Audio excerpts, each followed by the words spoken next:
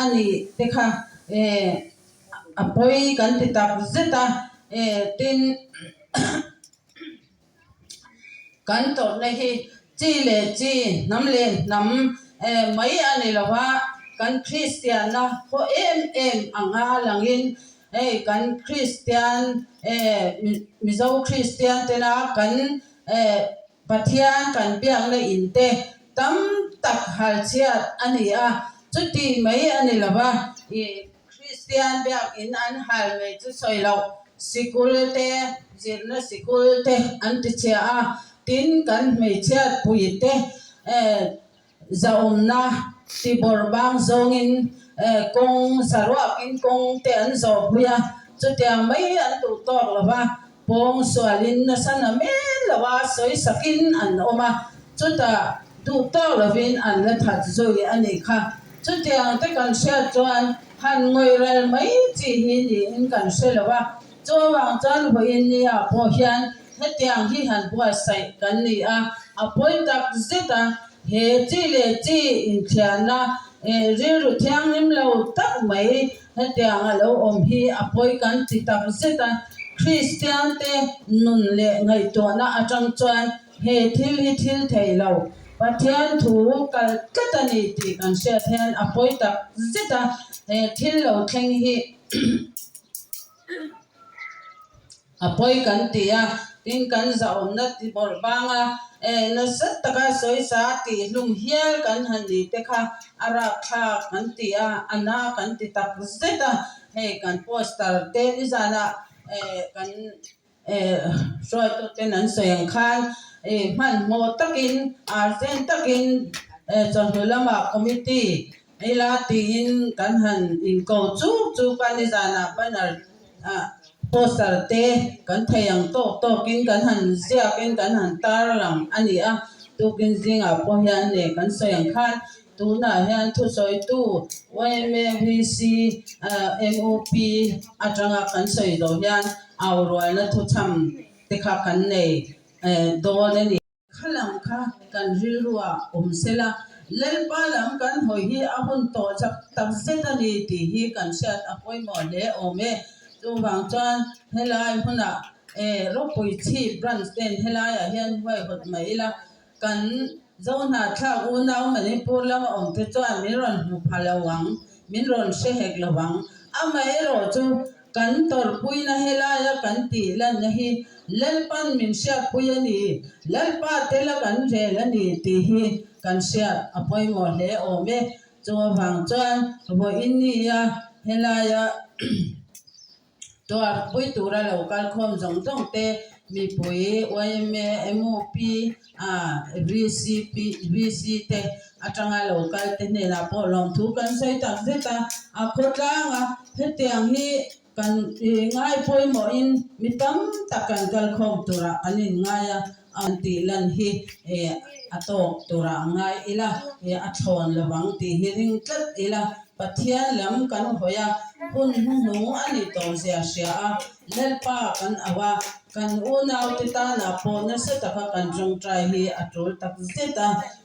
kan mei che puite abi takin he te ta maya kan mei che zaum na ti bor ban le ti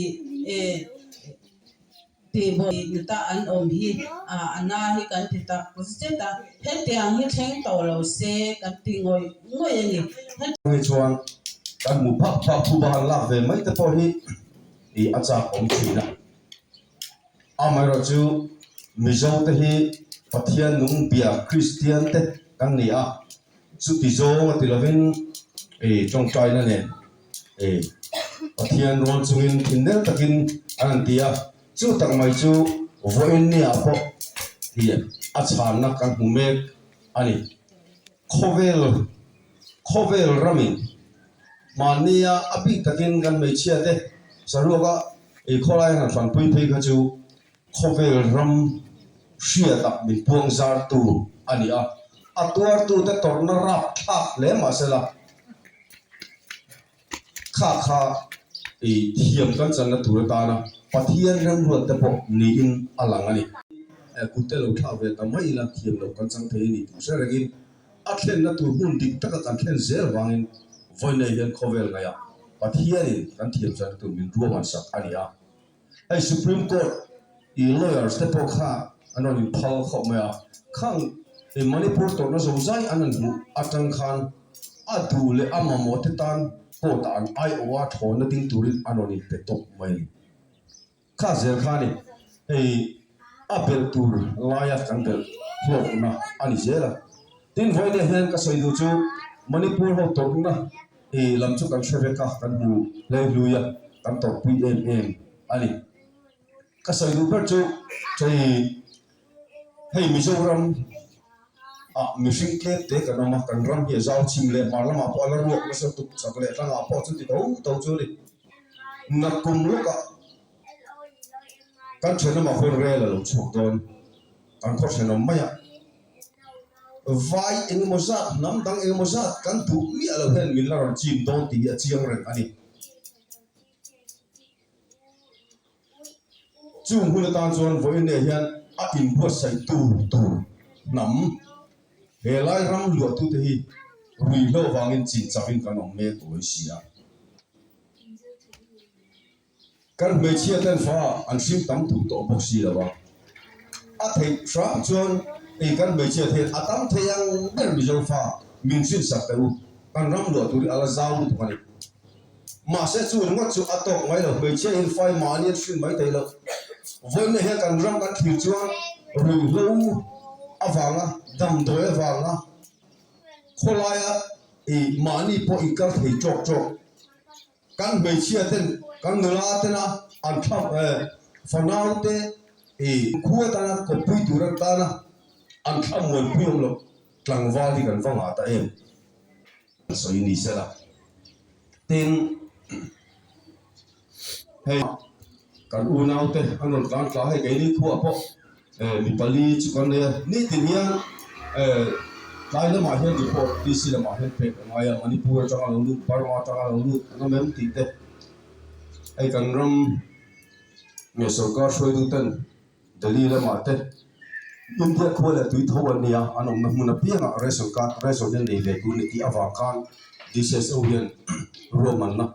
e khotina report minan ti sak minan ti ta ante du na da na sa me ma biak in tan hala chung chuan kan prime minister komodi chu alangoi ra ngani ama ero chu kan mei chiat puite sarwa ka kotlaya an han kai meu a khan chuan kan prime minister komodi meu po atong chuak ani kha thinlung taka chong chuak ni lo ma se kan mei chiat puite rom taka kong dung an zo puina video lo ir chua ka wanga kan mon ni ko le la ma chuan kan ta na tha tur le Christian te min khovel pumina min hauna min channa man ruwa alo le te ya alo mo kong le la ma chuan lo om le a chu wang chuan India sarkar ko in kan mei chiat pui te kha ti taka ngai sak an nia wang atong chua ki kong le la ma chuan lo om le ni tuna YMA ai o in to soi tur lo so ma chan pui le te po kan thon ve ani kham kha thil har sa tak ni ma sela ati tu han om te a ngai thina wangin henglai chon ami malang chon kan le ti tam pak lo pon thia le kan unau te poi na hi an sa khup maya kum sang sa ko sumli panga malama in do na khovel in do pui ro chwa khan leilen nan na sa tak mai in do na ina akmong pa to nan na sa tak mai theng kha khovel in huwa chu wang chuan a chuang na sa ema chu wang chuan internet ten ti to pa a dik zo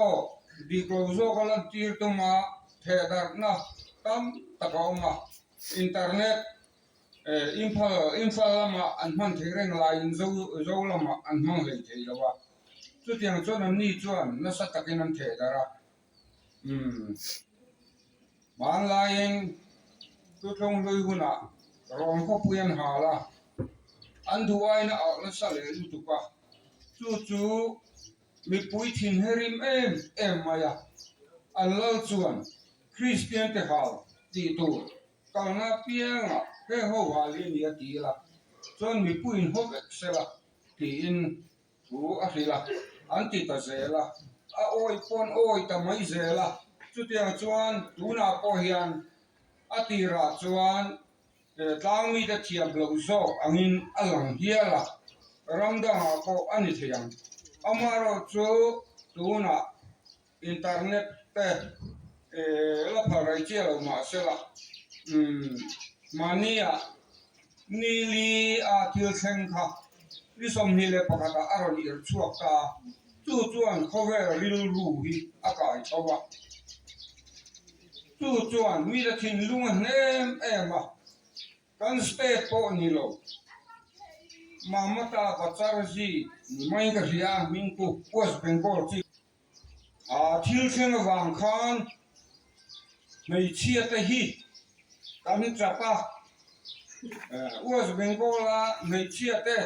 kan thil lunga ma kan chapani ati hi alani